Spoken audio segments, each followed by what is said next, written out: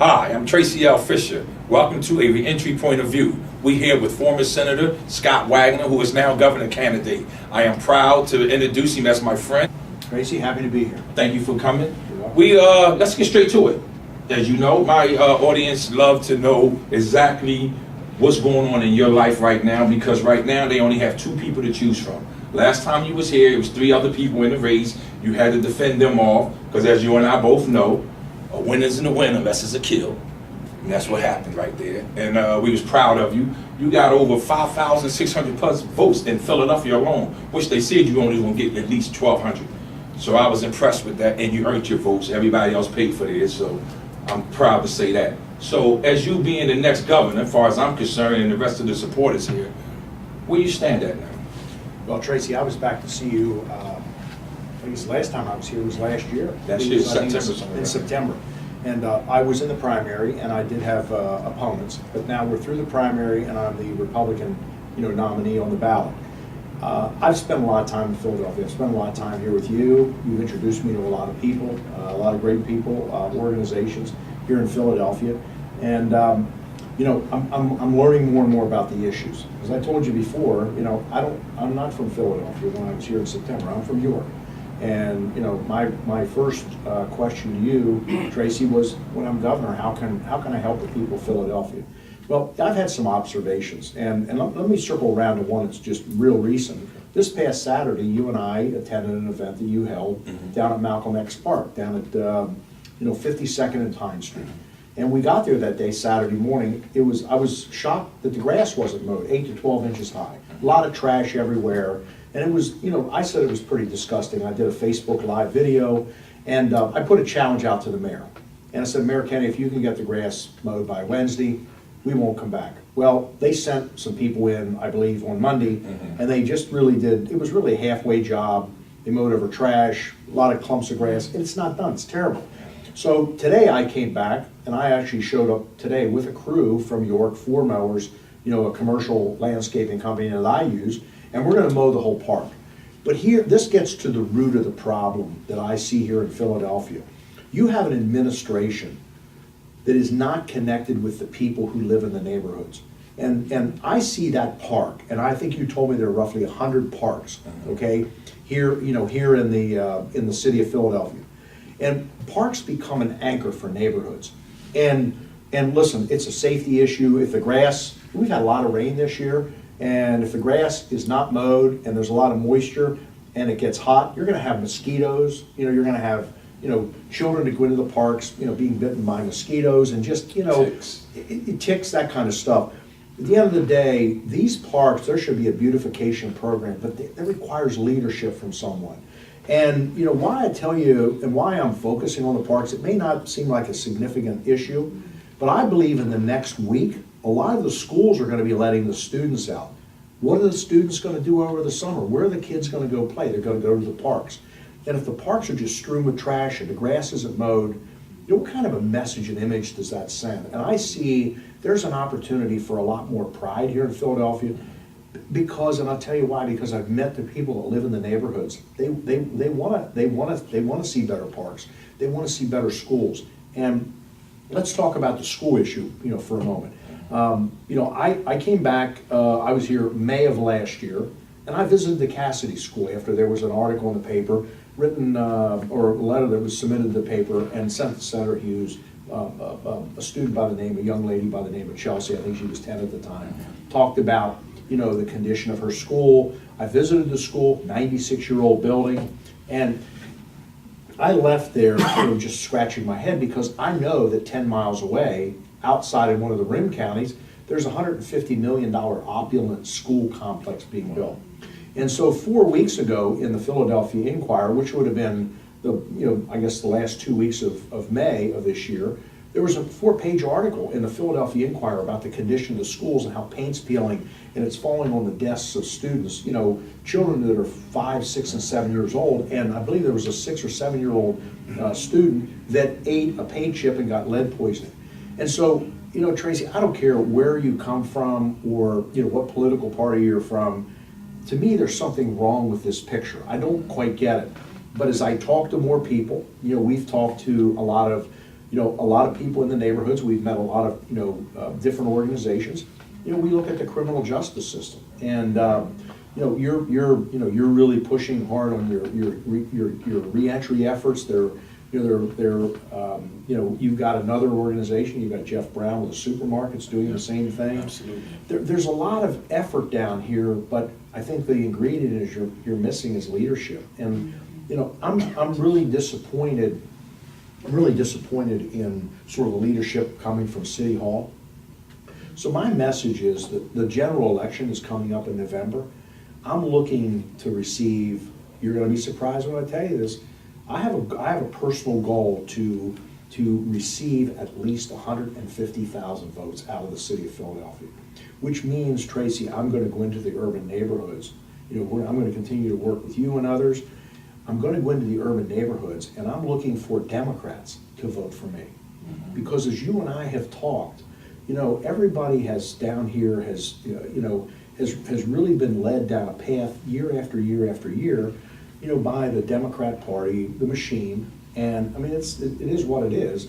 And listen, I'm not attacking that party, and I think maybe there are people in that party that thought they were doing the right thing, but they're coming down here telling people, listen, you have to vote for this slate of people, and if you do, do this, this, and this. Well, it's year after year after year, and I think now it's been 10, 20, 30 years that everybody's been doing that. So, I'm appealing to the people of Philadelphia, get to know me.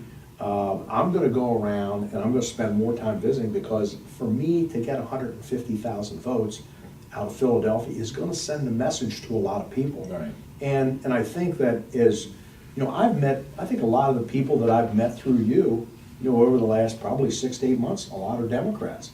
But they have been very open, very warming, and I'm very humbled by how I've been treated by everybody. I come down here and people seek me out.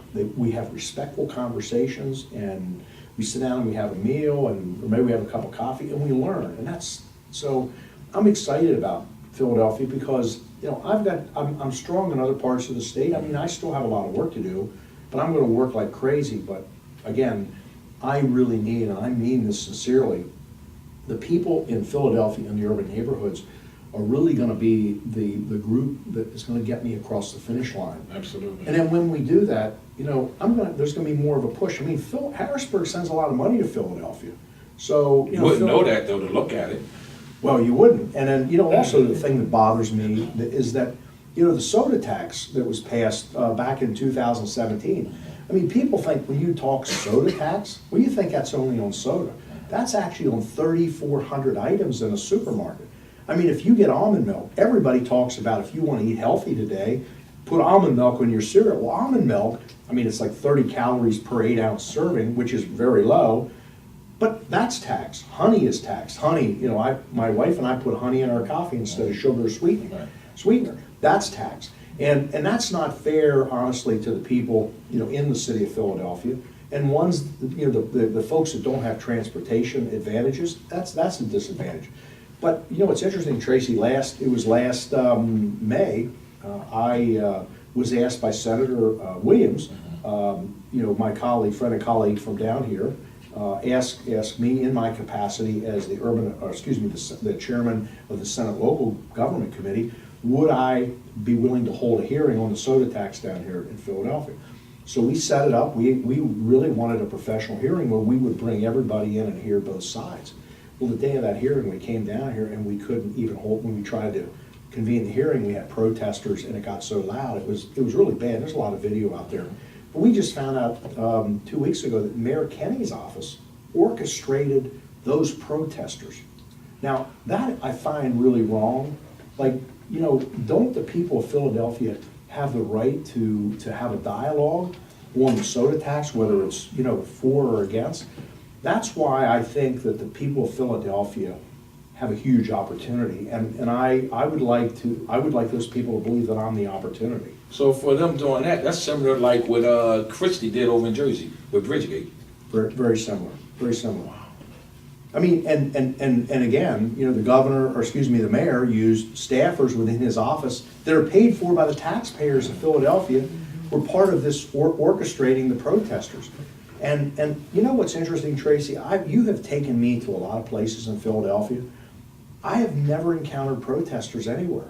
I don't know. I've been in neighborhoods. I've been in a lot of the churches, and I've been all over Philadelphia. And I've been in some areas that are pretty interesting. I mean, I was in the 16th Ward of Philadelphia, right across from Temple University, and I'm like taken back by the amount of poverty.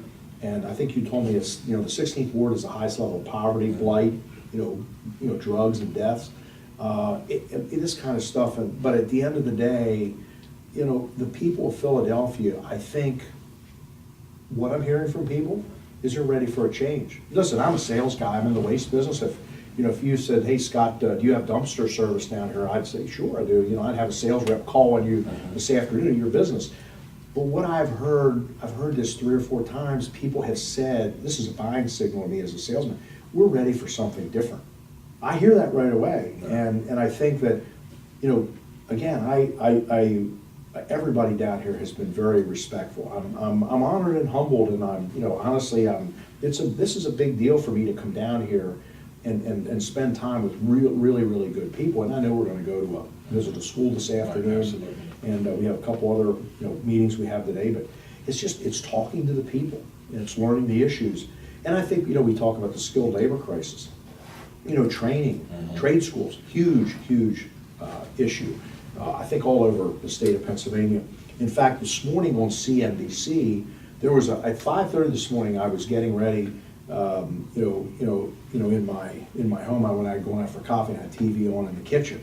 And there was a bullet that went across the bottom, and it said, in the U.S. today, we have more jobs open than we have people to fill them. Think about that, or that are unemployed. Right. So, there might be 6 million jobs open, but there's only, 4.5 million people. And that's a big issue. And again, the other thing that I think is important for people to know is that, education has to be the hub of everything. And I'm also troubled by, as I go around Pennsylvania and I visit a lot of schools and I hear about dropout rates. Our system's failed right now that we wait until students are 10th, 11th, and 12th grade to start talking about what their future's going to be like. We need to be in the schools in 4th, 5th, and 6th grade talking about what their futures may be. And of course, their futures may change. But just think, if we went into schools 4th, 5th, and 6th grade, there's a good possibility we could reduce the dropout rate on a major basis. And also, I think in a lot of the schools, we don't have industrial arts programs anymore. I mean, wood shop, metal shop. Right. I mean, listen, I think young people like to build things. They like to create things. And I think that's where there's huge opportunity. So, about the schools and economics down here, they both go hand in hand. As you know, a lot of schools has been closed, a lot of prisons has been built. And especially in the urban community, we're trying to figure out, once the school is closed, there's no room for education, but then the prisons is being built. And then the ones that was locked out of schools, they actually fitting them for the bed space inside the prisons to keep that industry up. Where do you stand at on that? Well, Tracy, it's back to, I think statements I've made in the past. Education is everything.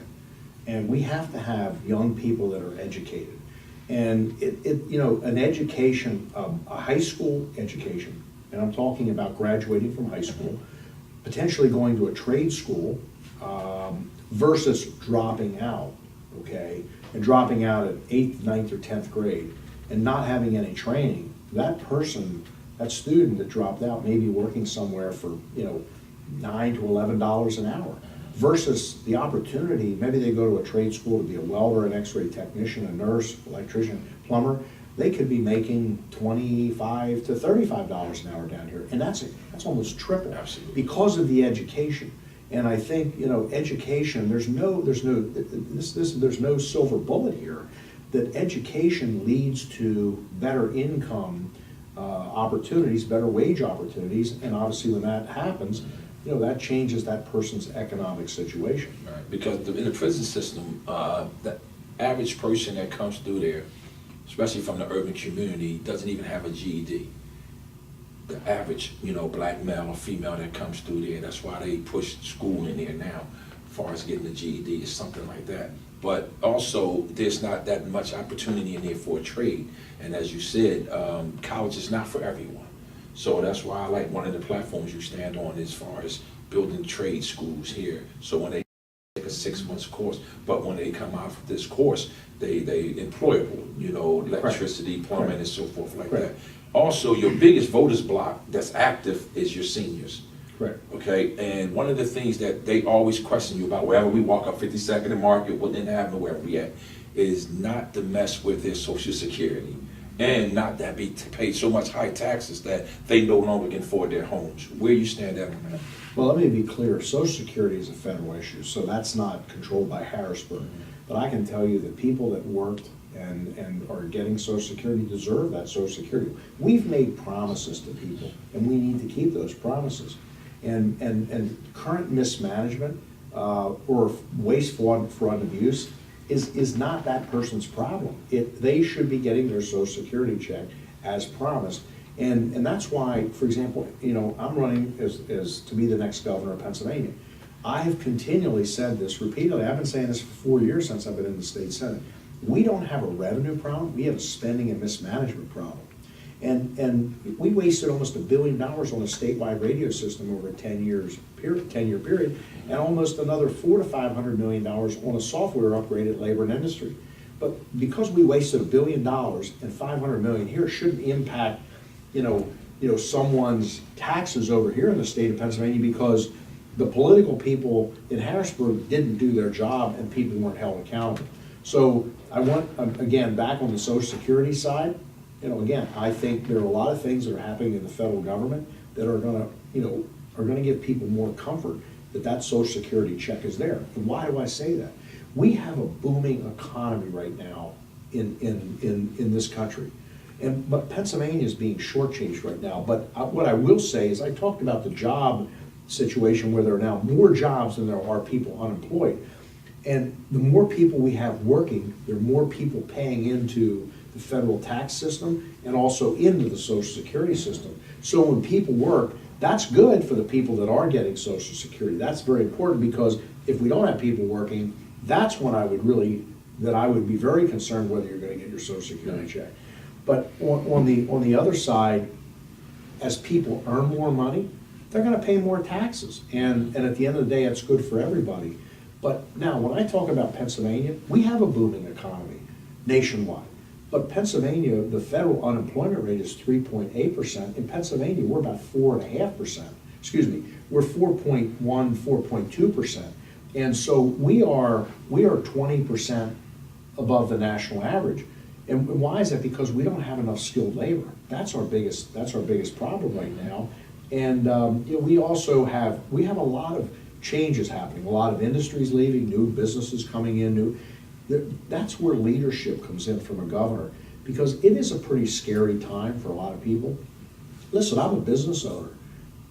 There are things in my business that keep me awake at night. I mean, there are nights, probably 3 nights a month, I lay on my back in bed and I look at the ceiling, trying to think mentally how I'm going to solve this problem. Right. And right now, the largest problem we're trying to figure out is how are we going to find drivers and mechanics at our company? How are we going to find people, you know, at our companies? And so I just expand that nationwide for all the, you know, the companies and businesses around Pennsylvania. So education's everything. Now, because this is a governor's race, and you have to appeal to everyone to actually understand what it is you bring to the table. Now, you can look to my audience, and you can literally tell them how they can get in contact with you, how they can volunteer to help you, you know, show them, you know, what you need from them, and actually they can show you what they need from you, because our slogan down here now is, if Scott wins, we win. That's our slogan now. People that understand, when you say you never encountered protesters, it's a reason why you haven't encountered protesters, because before you come down here, I know your platform. So when I'm out front and I'm explaining what you represent and what you stand for, they understand me, because before you and I met, I was already dedicated to the community. So it's very important whom you come into, who brings you into the community, okay? This is not an average person that's bringing you into the community that takes the check under the table, turn a dead eye or blind eye to the issues in the community. So they know that I'm a fighter. So when I took time out and said, okay, this is our guy, this is who's going to listen to us, they believe that. the love they had for me is transferring over to you. So that's why you and I have always been straight up and direct, and that's why I want my audience to know this. So you can tell them how they can get in contact with you. You can tell them how they can speak with you and reach out to you and whatever else you need for them to do. Well, the best way to reach me is wagnerforgov.com. That's www.wagnerforgov.com. And visit my website. Some of the things you could do on that website, do Scott Around PA. There's a click on. I've had probably 500 to 600 events appearances since January of last year. I have an active Facebook page. We're on Twitter, Instagram. But what I would ask the people, Tracey, of Philadelphia, is to learn more about me. Talk to people who know me. But we're going to be down here heavy over the next 5.5 months. Unfortunately, Pennsylvania's a large state. 67 counties. We've got to be everywhere. So you're going to see TV ads. But I think social media is more. It just seems to be the norm. But it's just go on the website and learn more about me. And I'm going to be in the churches, and I'm going to be with different organizations, and I'm going to be out throughout all the communities. This is a very diverse, city here, and it's good to get into all the different, different areas and meet all the people. But it's learn more about me, and the best way probably to start is my website. Wow. And with that being said, I'm Tracey L. Fisher. This has been Every Entry Point of View, and thank you for our guest, next Governor Scott Wagner. And of course, as you know, I'm Tracey L. Fisher, the face of Reentry. This is me speaking to my supporters in the community about voting.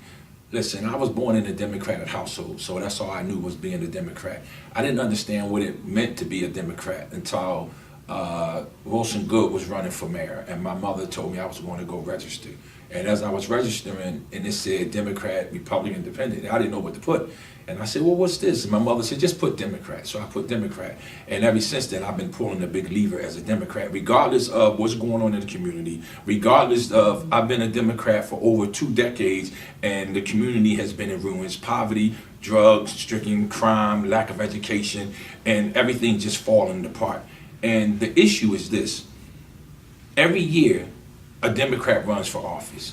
And they come to me, literally, they send me emails, texts, verbally, and everything, and say, vote for this Democrat. They tell me who to vote for.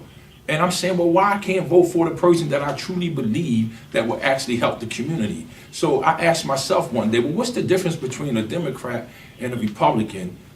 And then what's the difference between a Blood and a Crip? Because a Blood and a Crip in their community, right? If a Blood can help a Crip over here, but because he's part of a Blood organization, they won't take what he brings to the table over there. And that's the same thing with the Democrats and the Republicans. And I couldn't understand that, because why would you be to a party that will stop allowing someone else to come in that actually has the answers and the solutions to your problems? So I said, well, if I keep pulling the lever, then if I keep doing what I'm doing, I'm going to keep getting what I'm getting. So me personally, I'm the type of person to give you the definition of a Democrat. One who is conditioned to following tradition of pulling the big lever and doing something and looking for different results. And as we all know, that's insanity. Thank you. Hi, I'm Tracey L. Fisher, the face of Reentry. I'm going to do this short little video on returning citizen, the mind frame of an individual that come home from being incarcerated. People always ask me about how can I help someone when they come home. What does it take to help someone when they come home?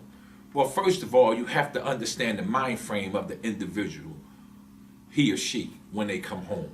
And most of the individuals that come home, not all, but most of them, majority of them, they come home broken. They come home weak, especially the males. They spend their whole time in jail working out, doing exercise, sitting around, reading frivolous books, watching frivolous TV, having frivolous conversation, right? But they don't work their brain mentally. So when they come home, physically they're strong, but mentally they're weak. And when they come into society, they don't know what to expect. They're afraid, and nobody knows how to deal with them because they're not telling you they're afraid once they enter back into society. But the reality of it is, everyone needs to see a psychiatrist. Not that you're crazy, but you need to see a psychiatrist to help you get your thoughts straight so you can understand what's going on out here in society. Because the only thing you know is an incarcerated environment. There's two yous when you come home. There's the incarcerated you and there's the society you. Once you're in the society, obstacles come your way. Situations occur. And the only thing you know how to do is handle it with a incarcerated mind frame. And when you handle it with a incarcerated mind frame, that's why the recidivism rate is so high. That's why you go back to jail, because you didn't know how to function out here in society, because you was never taught how to be responsible when you was incarcerated. That's because when you was in society, you wasn't responsible. That's why you went to jail. So the rehabilitation part of jail is non-existent. It don't exist. You have to rehabilitate yourself. If you're looking for the government to rehabilitate you so you can come home and be productive in society, you done really lost your mind. Because there's no way in the world that the government is going to allow you to come home and be productive in society and stop their money flow. They make money off of you once you go to jail. Everybody gets paid when you go to jail. When you go to jail, you create over 100 jobs. The cops lock you up.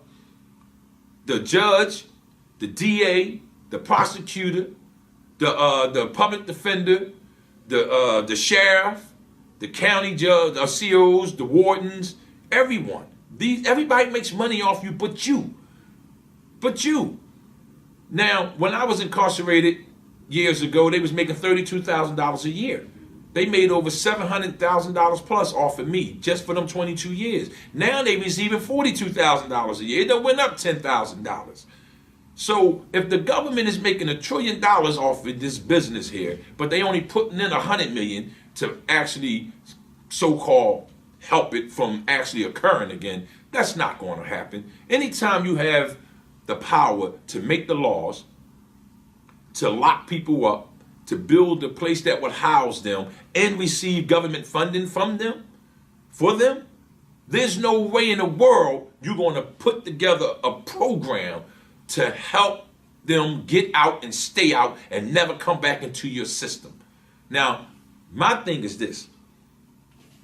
The individuals that's home, that's out here in society, that's never been incarcerated before, re-entry affects you as well as it does the individual that's incarcerated.